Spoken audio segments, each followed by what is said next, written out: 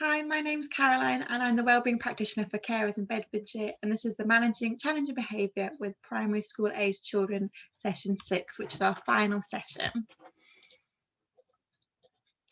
So far we've looked at learning about your child and their behaviour, enhancing your relationship and supporting children's communication, building self-esteem and improving behaviour, the importance of routine and boundaries, reducing problematic behaviour through withdrawing attention, and today we're going to look at supporting emotional regulation through calm time.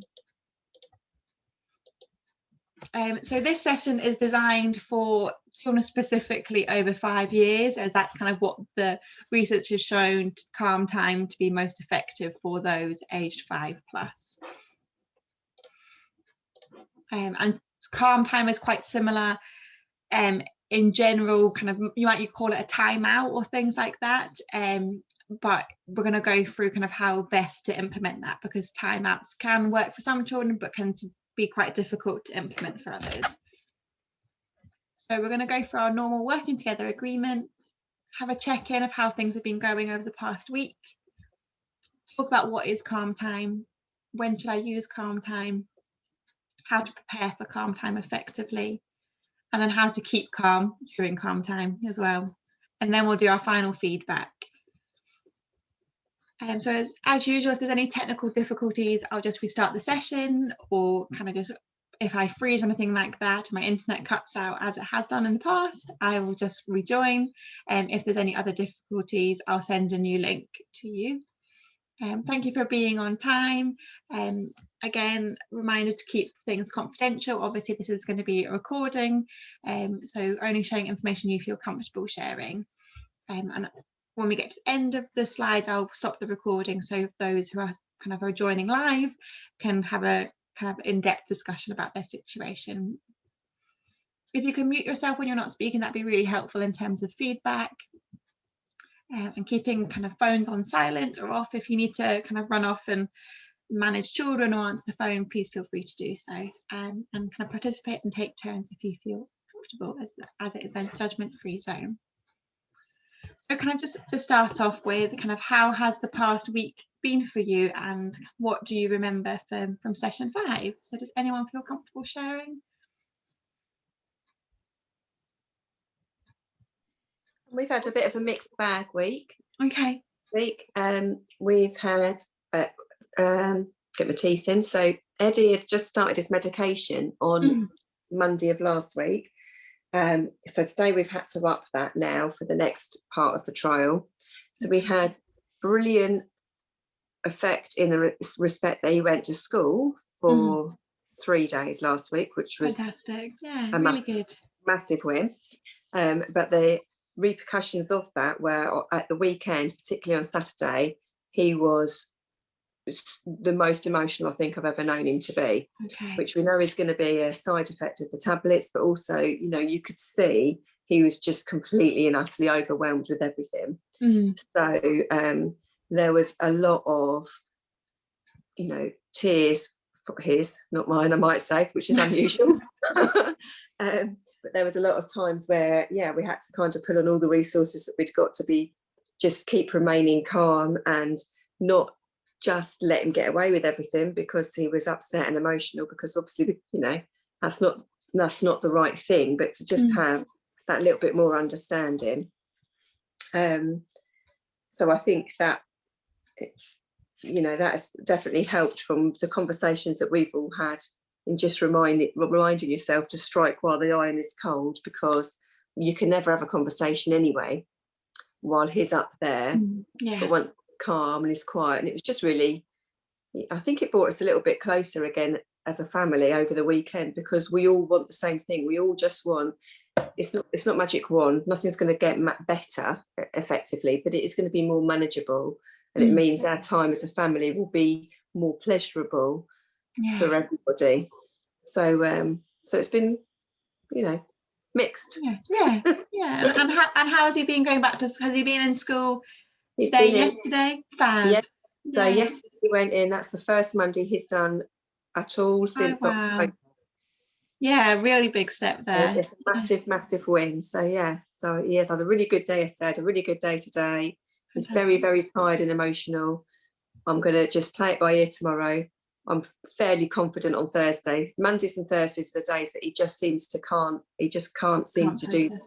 I think normally Mondays is after the weekend, and then Thursdays he's kind of got to that overwhelmed stage. So yeah, we shall see. Wishful. Yeah, hopefully it'll be all right. Oh, yeah, but no, thank you for sharing. That's a really, really big win there. Absolutely. Yeah. I think it's really nice to hear how positive you've been, even though you've got a difficult weekend, seeing the positives and kind of bringing yourselves together as a family, working towards the same goal. I think is really, really important. Yeah. Thank you.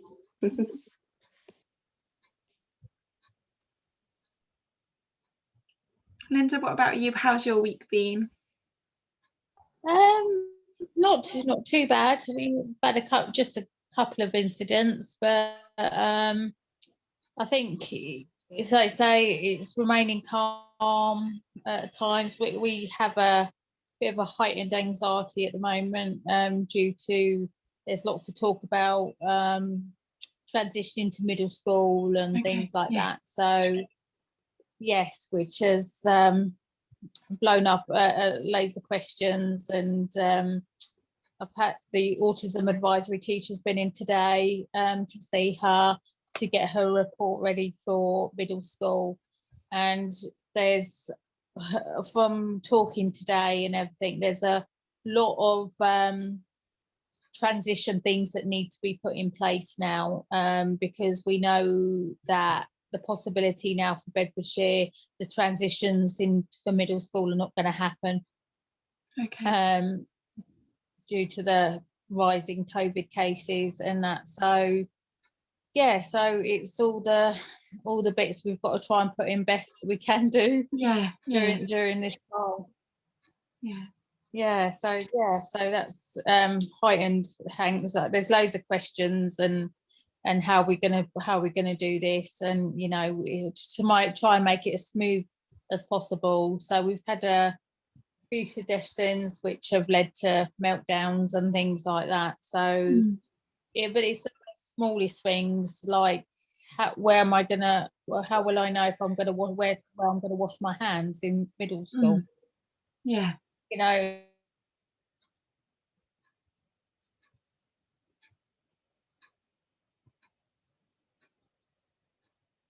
Is she frozen for me or everyone? Everyone, yeah. Hopefully she pops back in a second. We'll give it a second. Oh, you froze, Linda. We've got you back now, I think. Yeah. And yeah, I just think it's just certain things causing anxiety, which then affects the behaviour, because it's you know, her anxiety, we do get the tears, but we also get the aggressiveness with that. Yeah. And with her questions for middle school, is she able to? Have you been writing them down together? Because that can sometimes be quite helpful to write them down and then kind of send that list to the middle school, and they can send like pictures of where the toilets are or a map of the school and things like that. I don't know if Linda's frozen again.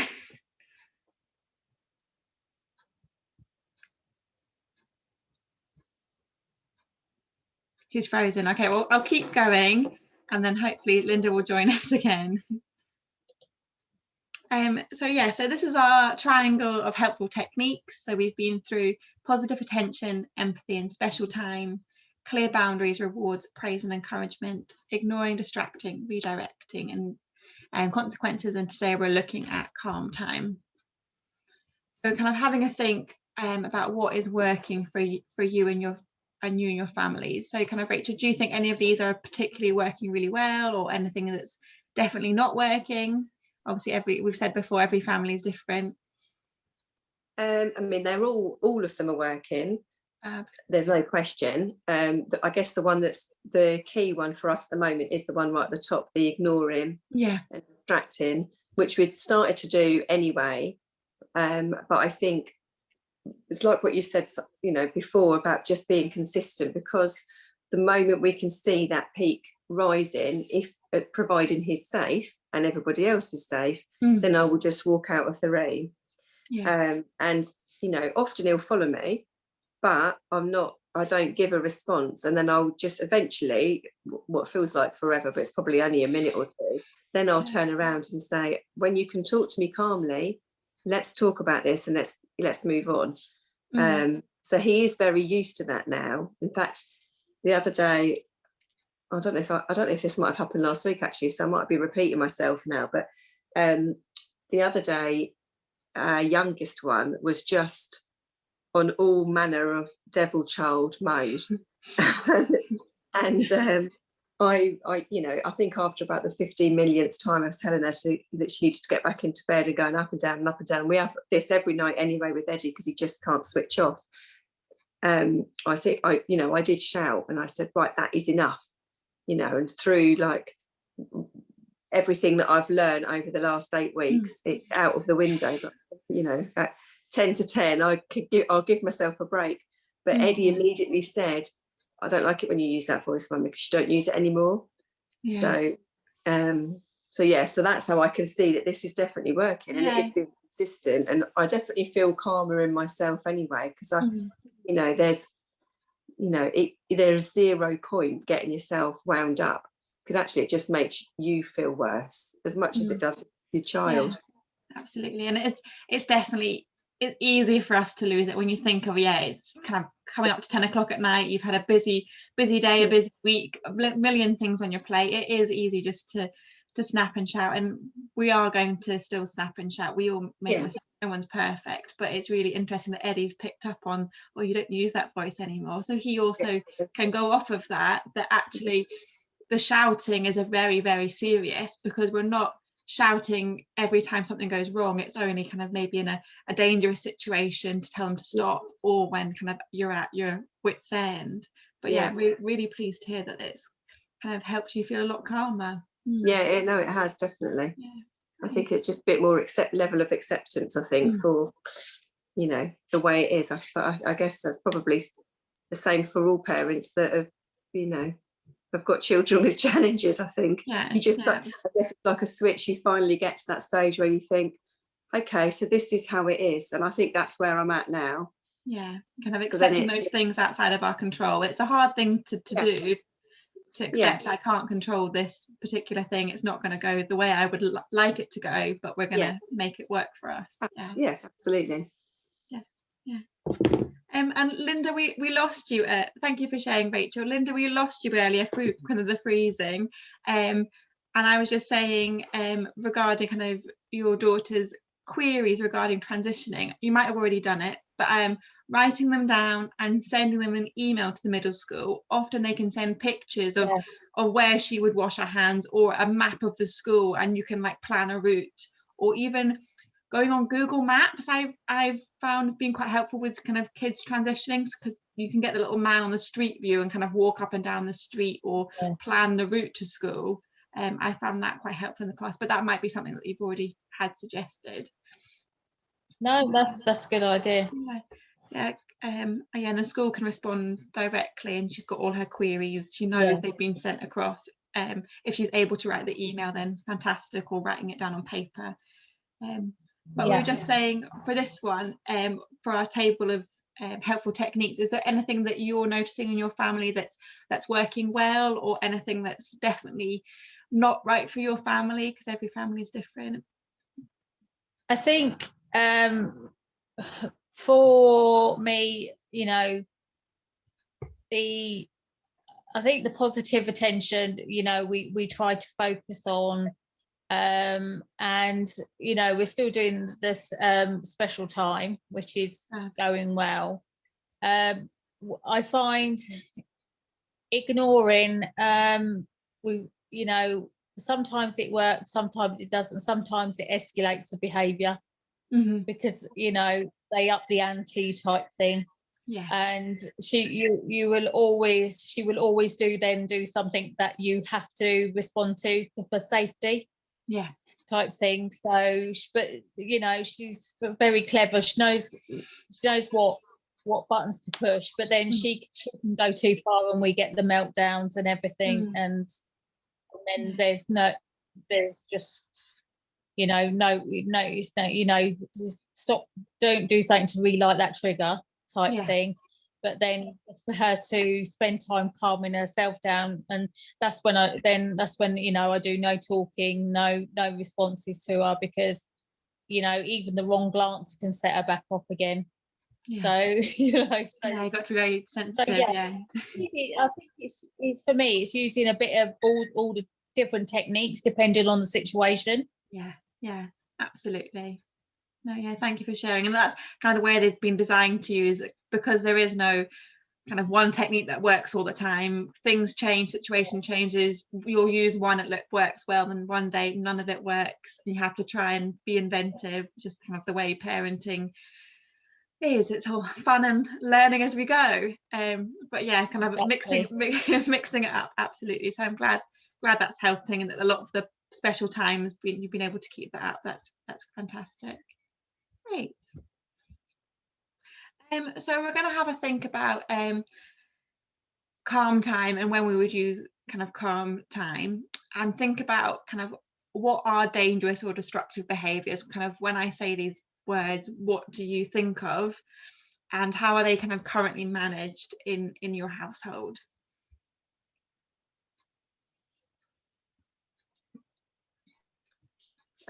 So with us, we probably about January time, I think it's when we went back into lockdown. I was doing schooling with Elsie, who loves learning, and because I'd said no to Eddie about having the tablet again, he'd gone into our kitchen drawer and got out one of our steak knives that I've never thought about keeping away, or because it's just never been necessary, and sort of had it in his hand. And I turned around and gave him a look, and I think he was so shocked by my look, but also he shocked himself that he'd even contemplated getting it out of the drawer. He kind of just chucked it on the floor, and then, you know, it was my fault, screamed and ran off. But at that moment I did, and Elsie of course was really frightened. I thought, okay, so that's, you know, a massive change then. So now everything is where we don't even know where it is. And I have to move everything around like that regularly, because like just last week he cut his own hair, and that's nothing new. I mean, kids have done that loads of times. But I just thought, actually, for him, apart from the fact that it could be dangerous for any child, I just don't, you know, I haven't got that full trust element. So I suppose that's going to the quite extreme side of dangerous and destructive. But you know, on the sort of milder side, it could be where he's on the trampoline and he'll, you know, bounce too hard, or push his sister over, and, you know, and that to me is still dangerous, because, you know, I've explained to him so many times that she or he could get a really bad injury and we don't want to go to hospital. And so now how I manage it is he has one warning, and if it doesn't change, then he comes off. Or, to be fair, in the main, Elsie will come off, because she's, you know, she's just wants my attention to do something else. So I just try to take away whatever the trigger is, try to remove it when it's safe to do so. Absolutely. No, I think that's good. And I think I really like the warning system as well, kind of giving him that chance on the trampoline as well to modify his behaviour, instead of just kind of going straight into, right, you're off the trampoline, because that can cause more issues. Absolutely. No, that's really good. Thank you for sharing. And I think it's really important as well to mention those kind of more extreme behaviours, like getting a knife out of the drawer. It might have just been the one-off, and Eddie surprised himself doing it, but it's a kind of a good thing to note for yourself, actually, okay, something I need to be more aware of now. He's at the age that he knows where to look for things if he is in that really heightened state.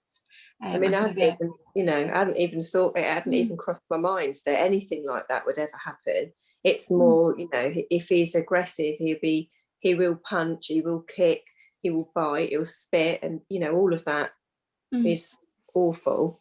But I never really thought about an actual weapon, as it were, you know, anything really. So No, thank you for sharing that. And Linda, what about you? in your house? Yeah, a bit the same really. If she's in that frame of mind, she's, you know, that red mist comes down, she will, it'll be anything that she's got in her hand, you know. And we have, like we've had knives, forks, scissors type thing, and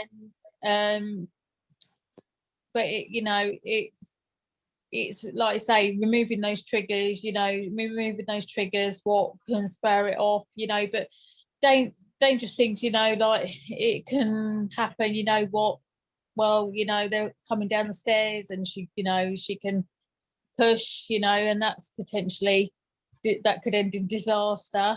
And destructive ones, she can be a bit of a room wrecker. But it's her bedroom that she room wrecks, you know, type thing. And do you know what, she does it, you know what, you know, at that moment in time, I let her do it, and then what we do, then we put it back together type thing.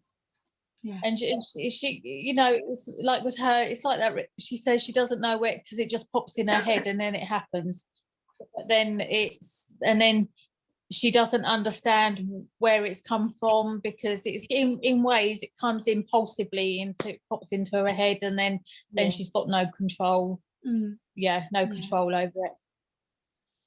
It just kind of all bubbles up to the surface at once. And for a lot of children as well, when it all bubbles up, you need that kind of physical release, and it is that physical kind of anything in their hand could become a weapon, from something really soft like a pillow to something more sharp like a fork, or at the dinner table. I think children can make anything into a weapon if they really wanted to. It's really good, isn't it? But kind of finding ways to kind of physically get that release out. I think kind of letting her kind of throw things around her room and her space, and then kind of encouraging her to tidy up. Then she knows, okay, if I make a mess, I've got to clear up afterwards. It's that kind of that very simple action and consequence. It's not I wreck the living room, go to my room and come back down, and then the house is immaculate again, like it's never even happened. I think having her involved, she sees the process of what she's done. No, thank you for sharing. So we kind of want to use calm time when we are kind of experiencing these kind of dangerous and destructive behaviours. So it's an agreed space for children to reach a state of calm. So kind of when we think of a typical timeout, it is like on the stairs, or kind of you think of kind of in the classroom, standing in the corner sort of thing. But often for calm time, it actually can be really nice for the child to pick their space, and often it will be like their bedrooms. But you want a space that is a positive space for them.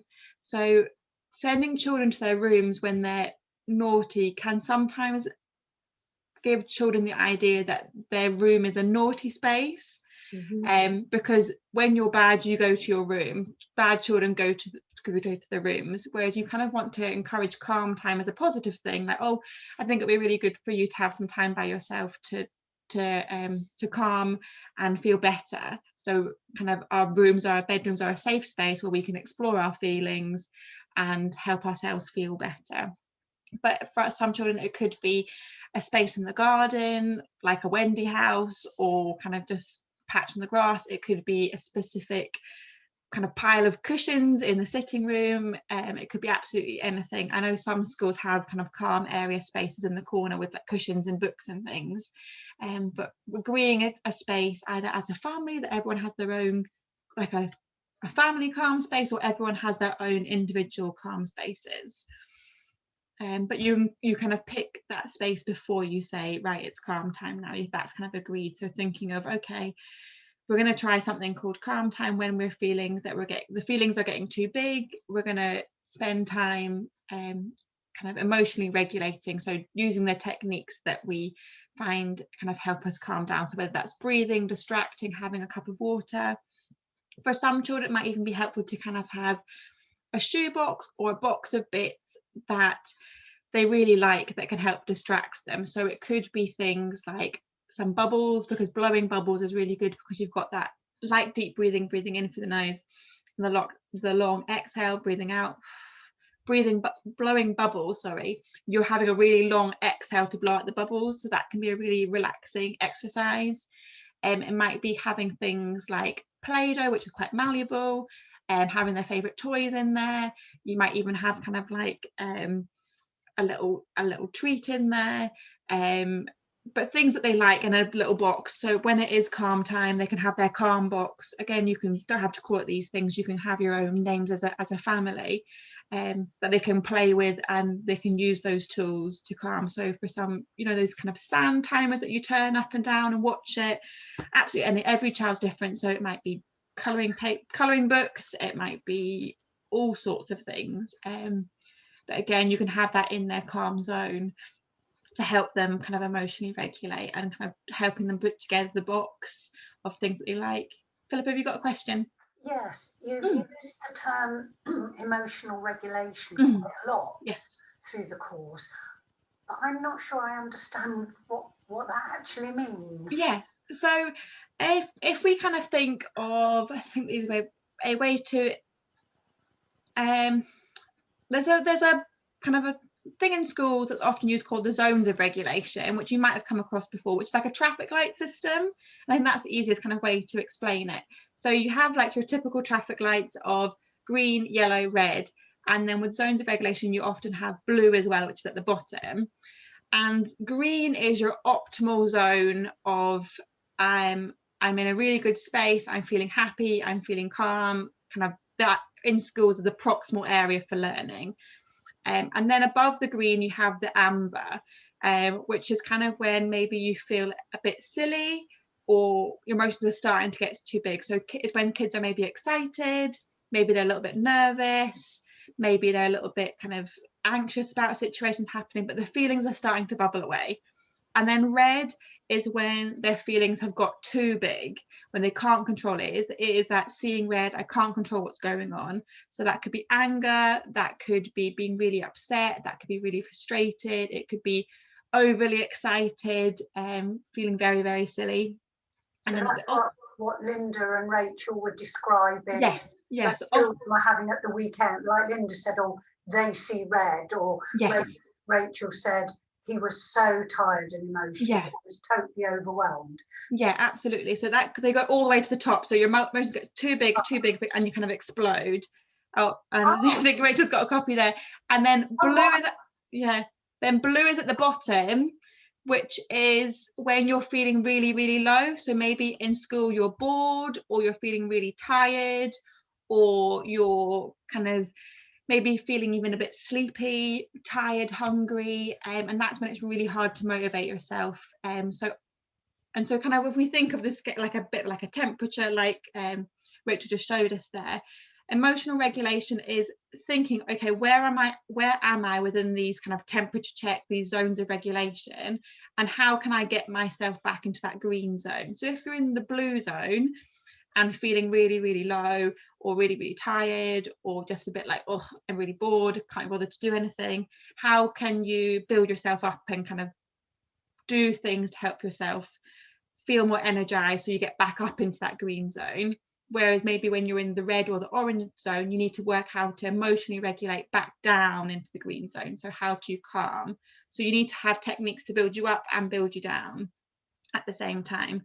So things to build you up is things like exercise. For kids, a good one is actually chair push-ups. If they sit on a chair with their hands either side of the chair at their sides, and they try and push their whole body up from the seat just using their arms, and then sit them back down and push them up again, and kind of that gets the heart rate going and boosts them up. And it can be kind of doing funny faces, watching a funny film, just anything that perks them up a bit. And then for bringing them down, you'll probably have different techniques from an amber to a red, because obviously red's in that really extreme state. But it can breathing exercises, distraction techniques, going for a walk, blowing bubbles. If you have a cup of water with a straw, again, blowing into the cup of water with a straw is that long exhale. If some children don't like doing the controlled breathing, they find it too difficult, or they just don't like it because it feels like they're being told what to do. Whereas if they say, okay, blow as big bubbles as you can in the drinks bottle or in the cup, they can see the bubbles and it's more of a release that way. But does that make sense, Philippa? Yeah. I'm glad I asked. No problem at all. With Rachel's Eddie and with Lisa's Lily, they're recognising when the children have gone so far that they're unable to self-regulate. Yes. So what they're doing is, through past experience, they know how to bring stuff down. Yeah. And if they have the energy to do it, they do.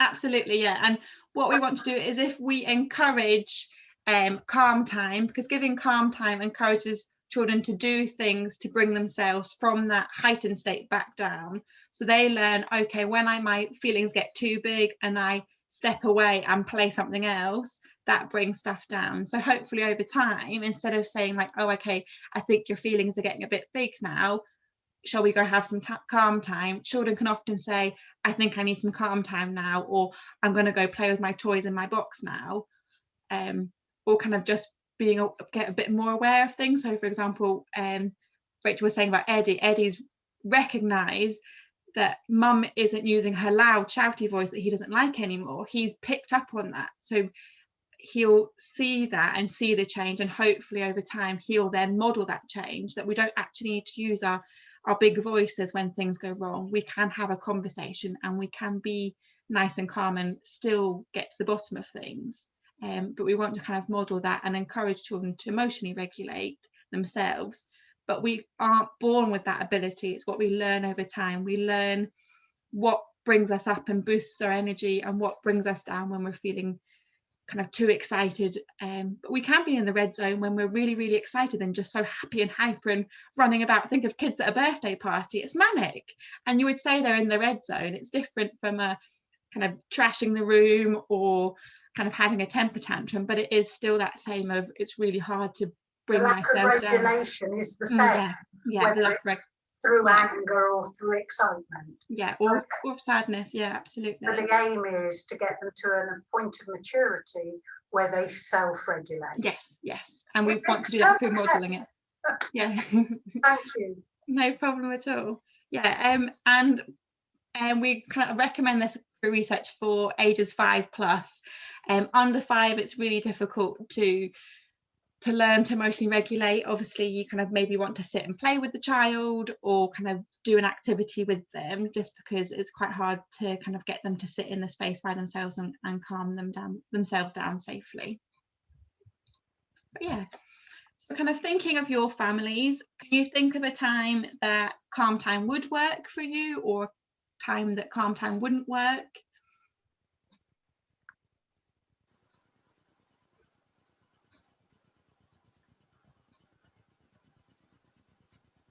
I think it does. I mean, we try it here. That's actually why we bought the trampoline, if I'm honest, particularly through lockdown, because there's only so many walks that you could have to entertain the kids.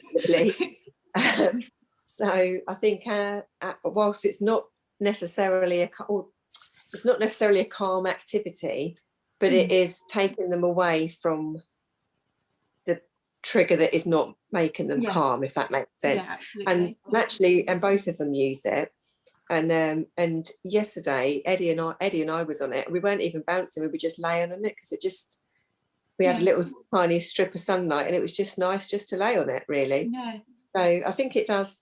I think calm time definitely works for us. The only time it doesn't work is when I've sort of peaked too soon. So I've tried to introduce, let's go and do some Lego, let's go read a book, let's watch one of your nature programs, because that's, is a proper, he is Dr. Dolittle. Anything to do with nature is really, really calming for him.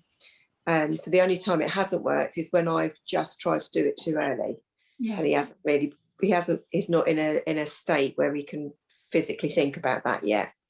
But and it works really well with Elsie, although she's going to be 6 next month, but she doesn't particularly like her own company. She likes to be with somebody, play with somebody, and it's more at her age, really. So it works. Like I said, it works more for ages 5 and up, but every child's different, absolutely. Yeah, I mean, it works for her if she's with me doing it. So, you know, her calm time would be colouring. Anything to do with art and crafts is, you know, so she'll be quite happy with that.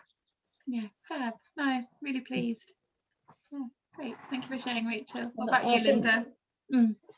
I think for me, see, because if Lily goes into calm time, I don't allow her. She has things to play with. You know, we have like sensory toys, we have fiddle toys, we have things like that, and you know, she's got her area under the bed where she goes. But the only thing I don't let her have is I don't let her have technology, because what I've experienced before is that she will get herself so worked up, and she's very clever, that she'll know what to do to get her to that point, just to go on the tablet.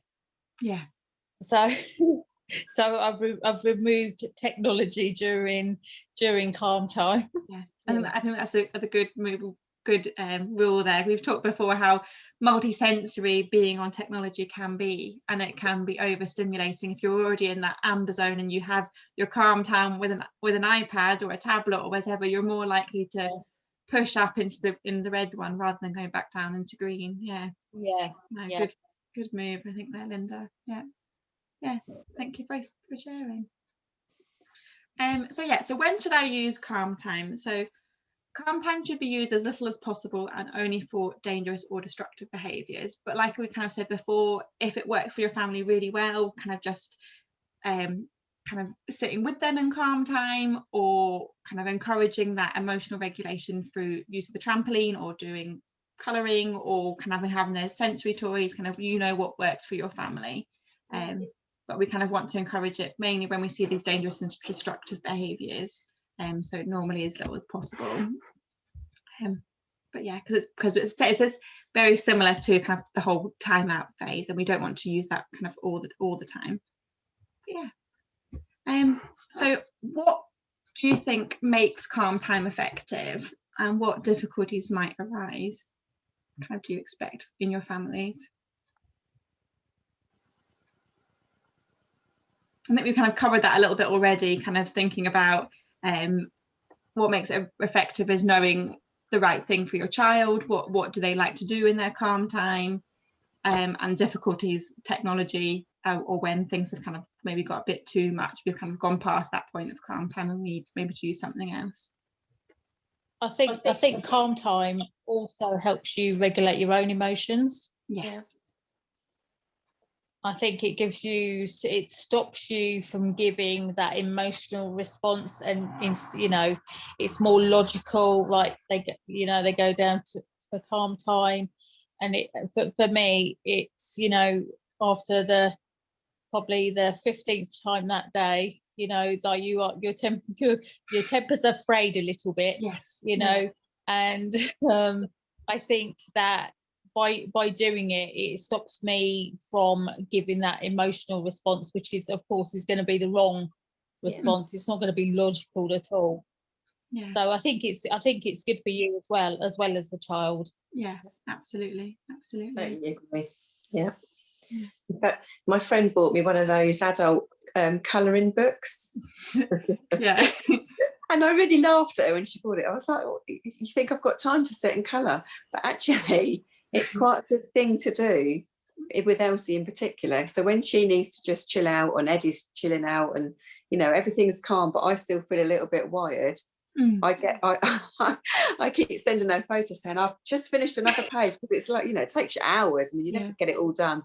But actually, like, joking aside, I suppose having a younger one that does like to sit and do that, I can, you know, so she's got her book, I've got my book, and it's that's really nice. Have your own time together. Great. Glad that works for you. Who knew that you still like colouring in your 40s? Why not? So kind of preparing for calm time effectively. So agree a suitable location, somewhere that you know they're going to be safe. You've kind of agreed it in advance, that you kind of know where that calm time spot's going to be. Again, it might be the same for each child, it might be different for each child. Give a clear warning, so it gives a child an opportunity to make a choice. So Rachel, you were saying earlier, kind of when Eddie's on the trampoline and maybe is being a bit silly or a bit dangerous with Elsie, kind of giving that warning, okay, let's do sensible bouncing, otherwise we're going to have to go have a bit of calm time to make sure we're playing properly. Yeah, gives that child opportunity to make a choice. And you might give the warning and they actually, some children even opt to go into calm time on the rare occasion. But yeah, so kind of they then also know what to expect. It's not, okay, you've done this and now you're going straight to calm time, it's okay. There's a chance to modify your behaviour, and that also gives, we've said before, kind of giving that choice gives children that kind of element of control, that they can pick what they choose to do. They're either going to continue and maybe stop going on the trampoline, or they're going to have some calm time. Give a clear instruction of when calm time starts, and kind of keeping it brief. Obviously you want to kind of, if we're leaving a child in their room in the calm time to play, and with their calm box, making sure they're not in there for an extended period of time, because if they aren't learning to emotionally regulate, they could just kind of wind themselves up a bit if they're not kind of used to it quite yet. So kind of keeping that brief, checking in and being like, okay, are you ready to calm down and do a different activity, or ready to play on the trampoline again this time, sort of thing. And calm time ends when the child is calm. So once they've kind of brought themselves down, they're back in that green zone, they're ready to go. Kind of praise them definitely for managing to be calm, for emotionally regulating. Well, that's really well done. I know you're really upset that you couldn't do this, or you're really frustrated that you dropped something and it broke, or I know you really wanted to go and get some chocolate, but maybe we can do that tomorrow. But praising them for being able to use their calm voices, or being able to do something to distract themselves, just so they know kind of that is something to be encouraged. And yeah, they can kind of re-engage or start a new activity once they're calm. If possible, kind of avoid revisiting the reason, and they went into calm time and focus on another activity, kind of that strike while the iron is cold. If they've been in calm time for 5 minutes and we bring that subject up, it's likely to start the cycle again, and they'll have to be in calm time again, and you'll have that cycle kind of going on and on. So if possible, kind of avoid revisiting and maybe do something else. And if you need to talk about that issue for safety reasons, for example, kind of throwing things or using kind of things as weapons, definitely revisit that topic, but at a calmer stage. So how do you keep calm? I know kind of Rachel's already shared about the colouring in, but kind of thinking about how do you keep calm, and kind of what strategies do you think your child could use during calm time?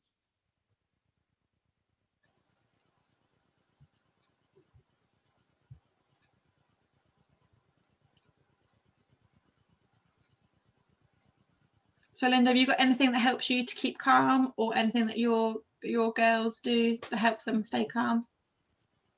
I think for me, I try to remove myself from the situation, and and take myself away for good 5 to 10 minutes to regulate my own. Yes. Have your own calm time. Absolutely.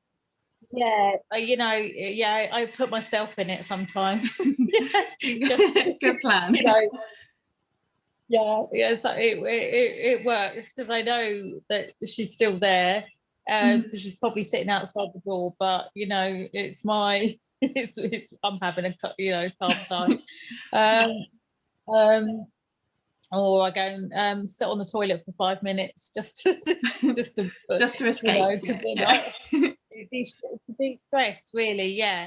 And I think and they all have different times. They mainly, I'd say, the older two remove themselves from the situation, because like you can see them getting rattled. One of them she's the fight flight and the freeze thing. She would like to fight, but I try to remove one of them from the situation, because it just makes the situation worse. And I think just really calm, being quiet and things like that is good. I think sometimes with Lily, she needs a bit of directing, because she is the fight person out of all of them. She will stand her ground and she will go hammer and tongs. So sometimes she needs directing more. She's getting bigger, so you can't physically take her to that time, calm time place and things like that.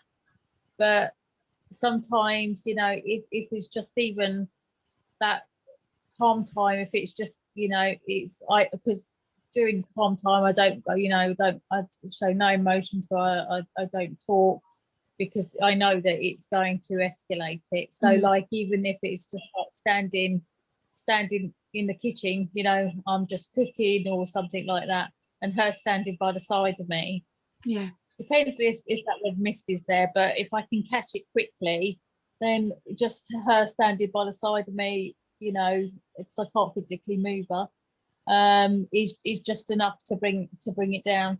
Yeah, no, that sounds good. Thank you for sharing. And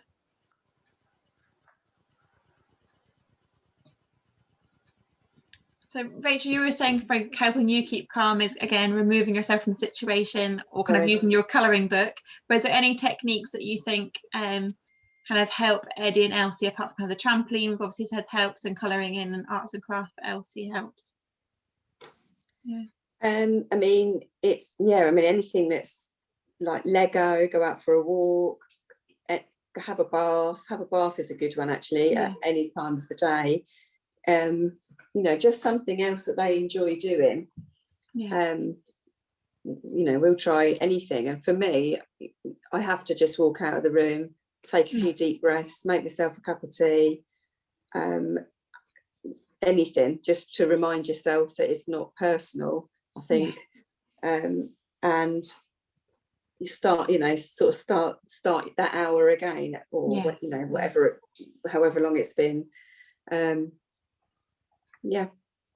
I think that your comment there is taking it's not personal. It's really hard to not take it personally, because it's your children, and often they say things directed at you that is a personal comment, but understanding that it's not a reflection of you or your parenting, or kind of they're just kind of directing that frustration at you, because you're that person that's there to love and support them, and they can push those boundaries because they know that you're going to still be there afterwards. But and that's really hard. But taking ourselves away, reminding ourselves like, we can do this and cope, it's fine, and starting again. Absolutely. Thank you for sharing that. So keeping calm, slow deep breaths. Again, we can do the deep breathing kind of in through the nose and then out through the mouth, or square breathing, box breathing, things like that. Again, we can use the ones that we kind of use with kids, having a straw, blowing into a cup of water or a juice or anything like that, blowing bubbles with bubble mixture. All of that kind of slows down our breathing. And actually, if we're having a lot of the kind of the short breathing, actually having a sigh, like making yourself go, it can sometimes be really hard to catch our breath, but focusing on a sigh encourages that long exhale, and then it can make it easier to catch your breath afterwards. Doing what works for you as well. Everyone's different. Every situation may be a bit different. So knowing some days for you, it might be having a cup of tea. Other days it is kind of going for a walk. Other days it is having a bath or reading a book or doing something completely different. Kind of knowing what works for you. Listening to soothing music, or listening to your favourite song and having a dance around the kitchen just to kind of let your hair down for a couple of minutes can help. Writing about how you feel. Words can be really powerful. It doesn't have to be any sort of Shakespeare type words. Just writing it on a bit of paper and scrunching it up and putting it in the bin, or you can just kind of keep a journal of how you're feeling. But it can be really helpful to kind of let things out, especially when we're feeling very frustrated or very got at, or we feel like we're taking things personally. Writing that down can just be helpful to get it out of our heads. Talking to our partner or a friend or a family member, kind kind of maybe you're in your calm time and you just kind of want to have a bit of a rant via text to your friend or pick up the phone and call someone. But yeah, really encourage talking. I think kind of in our sessions, hopefully it's been helpful to kind of know that they're not alone, that lots and lots of parents have experienced challenging behaviour, and a lot of the time feel that they can't speak about it because it's a sign that they're not doing a good job as a parent, or feel that people are going to judge them for it, or feel it's a bit embarrassing in public if their child's having a tantrum. But it happens to lots of us, if not everyone, but there's times that we find difficult. So talking to someone, you're likely to find they've gone through the same situation or a similar thing and be like, oh yeah, my child did that then and we tried this. But really encourage talking about it, because you're definitely not alone. Talk, a walk, or another activity that you enjoy. Having a warm drink really helps. A cup of tea, even kind of a warm squash, something like that, helps to kind of calm you down. Fab. So yeah, that's kind of at the end of our session. Kind of home practice is to continue practicing the techniques that you find helpful to manage the challenging behaviour, and kind of, as we said before, kind of the consistency is key. And you might not have noticed that much changes over the past 6 weeks, or you might have noticed quite a few, but hopefully the more consistent we're using it, and the easier it becomes, because it becomes part of our habit as parents. We kind of naturally use these things instead of kind of making that purposeful, okay, what do I say, what do I do now? It just becomes second nature.